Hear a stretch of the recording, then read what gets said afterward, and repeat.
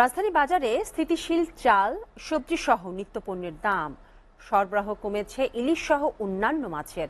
বিক্রেতারা বলছেন, চলমান বন্যায় ক্ষতিগ্রস্ত হয়েছে মাছের ঘের, ফলে সরবরাহ কমে বেড়েছে দাম। আর ক্রেতাদের অভিযোগ, বাজার তদারকি না থাকায় নানান অজুহাতে সবসময় ইচ্ছে মতো নিত্যপণ্যের দাম বাড়ান অসাধু চক্র। আরও জানাচ্ছেন সাদমান সাকিব। রাজধানীর কাঁচা বাজারে গেল কয়েক সপ্তাহ ধরে স্থিতিশীল সবজি ও মুরগির দাম। বিক্রেতারা বলছেন, পাইকারি বাজারে সরবরাহ ঘাটতি না থাকায় খুচরা বাজারে তেমন কোনো প্রভাব পড়েনি। বন্যার প্রভাব তেমনটা নাই বলেছে। যে এলাকায় সবজিটা হয় ওই এলাকাটায় পানি কমলে আশা করা যায় একটু কমবে। সোনালী মুরগি যেমন 270 টাকা কেজি, আগে ছিল 380, 330 চল্লিশ, এখন 270 টাকা কেজি। ব্রয়লার 175। আমদানি স্বাভাবিক থাকায় 58 থেকে 60 টাকা কেজিতে বিক্রি হচ্ছে মোটা চাল, আর সরু চালের কেজি 70 টাকা। তবে বিক্রেতারা অভিযোগ করছেন, মিল মালিকরা কৃত্রিম সংকট দেখিয়ে সামনে চালের দাম বাড়াতে পারে।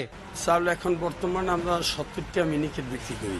মুকামে শর্ট না, কিন্তু কিনতে গেলে শর্ট দেখা যায়, মানে তারা শর্ট দেখাচ্ছে। আপনার মিল মালিকের মূলত মূল সিন্ডিকেট, তারাই সিন্ডিকেটটা তৈরি করে। ক্ষোভ প্রকাশ করে সাধারণ ক্রেতারা আবারও বলছেন, বারবার দাবি জানানো হলেও বাজার তদারকিতে সরকারের পক্ষ থেকে কার্যত কোনো পদক্ষেপ নিতে দেখা যায় না।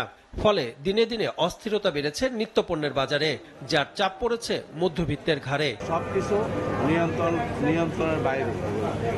এখন যে বলতে সিন্ডিকেট নাই, তাইলে তো তারপরে তো জিনিসের দাম সেম অবস্থা।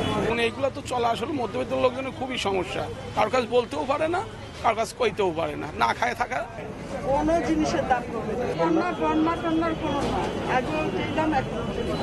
এদিকে চলমান বন্যায় দেশের বিভিন্ন স্থানে মাছের ঘের তলিয়ে যাওয়ায় সরবরাহ কমে আরেক দফা দাম বেড়েছে মাছের। এই কিছুদিন আগে আরো কম ছিল, মাছ ধরা কম পড়ার কারণে দামটা একটু বেশি।